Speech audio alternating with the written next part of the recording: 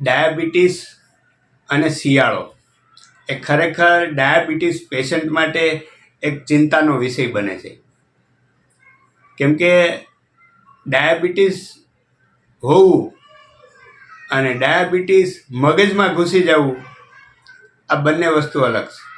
અમુક લોકોને ડાયાબિટીસ છે એ મગજમાં ઘૂસી ગયું છે, એટલે કે ડાયાબિટીસ સેન્સિટિવ પેશન્ટો છે. ગ્લુકોમીટર હોય ને એટલે થોડી વારે ચેક કર્યા કરે, અને શુગર છે એ ફાસ્ટિંગ ચેક કરે, બિફોર ચેક કરે, પોસ્ટ ચેક કરે. એમાં વધારે આવે એટલે ટેન્શનમાં આવે કે મારું શુગર છે એ અપ થઈ ગયું.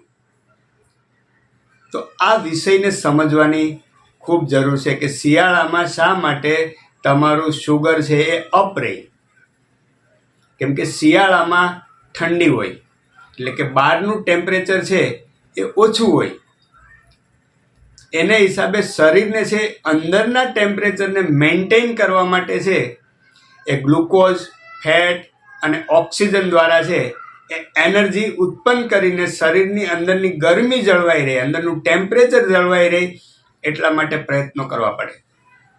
અને આ શક્તિ ખૂટી ના જાય એટલા માટે આપણા પરંપરાગત અત્યારના ખોરાકમાં છે એ અડદિયા પાક છે, ગુંદર પાક છે, તલનું કચરિયું છે, સાની, ખજૂર, આવા શક્તિવર્ધક ખોરાકો અત્યારે ખાવાની આપણી પરંપરા છે, જેથી કરીને આપણા શરીરમાં શક્તિની ઉણપ ના આવે.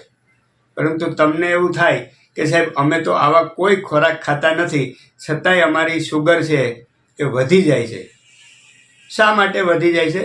તો કે આપણું શરીર એ ઈશ્વરે બનાવેલું છે, અદ્ભુત રચના છે. આપણા શરીરમાં એવરેજ 600થી 700 ગ્રામ ગ્લુકોઝ એ મસલ્સમાં અને લીવરમાં એ સ્ટોર હોય, કે જે તમારે ઇમરજન્સી માટે છે એ યુઝ થાય. હવે તમે બહારથી નથી ખાધું તો અંદર જે સ્ટોરેજ પડેલું છે એ સ્ટોરેજ શરીર યુટિલાઇઝ કરે છે અને શરીરની શક્તિ, એનું ટેમ્પરેચર છે એ બરકરાર રાખે છે. તો આમાં કોઈ નવી વાત તો છે નહીં. જો તમને એવું થતું હોય કે મારું વધી જાય છે શુગર, તો કશું કરવાની જરૂર નથી. અડધી કલાક તમે સૂર્યપ્રકાશમાં બેસો, ઓટોમેટિક છે એ તમારું શુગર છે એ ડાઉન આવવા મળશે. તો ખાસ કરીને આ મેસેજ એટલા માટે હું આપવા માગું છું કે જે લોકો ગ્લુકોઝ, ડાયાબિટીસ સેન્સિટિવ છે, થોડી વારે ચિંતા કરે છે, અને આ સમયે તમે તમારો જો રિપોર્ટ કરાવીને ડૉક્ટરને બતાવવા જશો તો ડૉક્ટર બીજું કંઈ નહીં કરે, તમારી ટેબ્લેટનો ડોઝ એ વધારી દેશે. કેમ કે ડૉક્ટરનું કામ એ છે કે તમે જે સમસ્યા લઈને એની પાસે જાઓ છો એનું સોલ્યુશન કરવું. અને ધીમે એકવાર તમારો ડોઝ વધતો જાય છે તો એ પછી ઘટશે નહીં, અપ જ થશે. અને એક સમય એવો આવશે કે તમે ઇન્સ્યુલિન ડિપેન્ડેબલ પેશન્ટ બની જાઓ તો પણ ના નથી.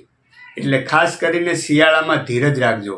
એક એક્ઝામ્પલ આપું, તમે કોઈ તમારું 4 વ્હીલ લઈને હિલ સ્ટેશન ઉપર જાઓ છો તો સ્વાભાવિક છે કે ત્યારે તમારે એક્સિલેટર વધારે આપવું પડે, તમારું ફ્યુઅલ વધારે વપરાય અને કિલોમીટર ઓછા જાય, એવરેજ ઓછી આપે.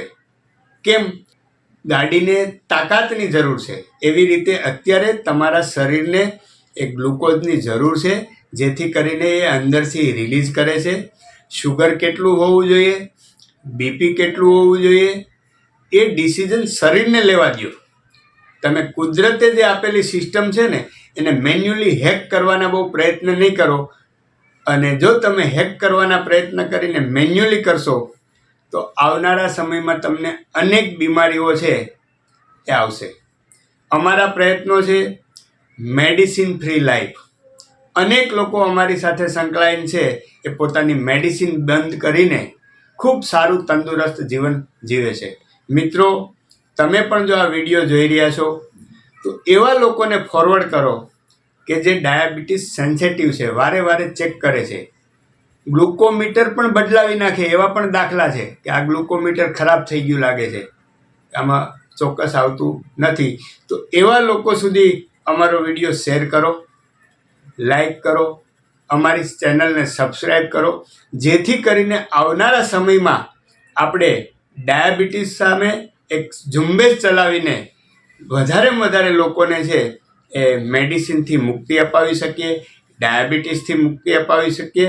અને એમાં તમારું યોગદાન છે તો એક વિડીયો ફોરવર્ડ કરીને છે એ પણ તમે સેવાનું કાર્ય કરેલું છે. આભાર. અસ્તુ.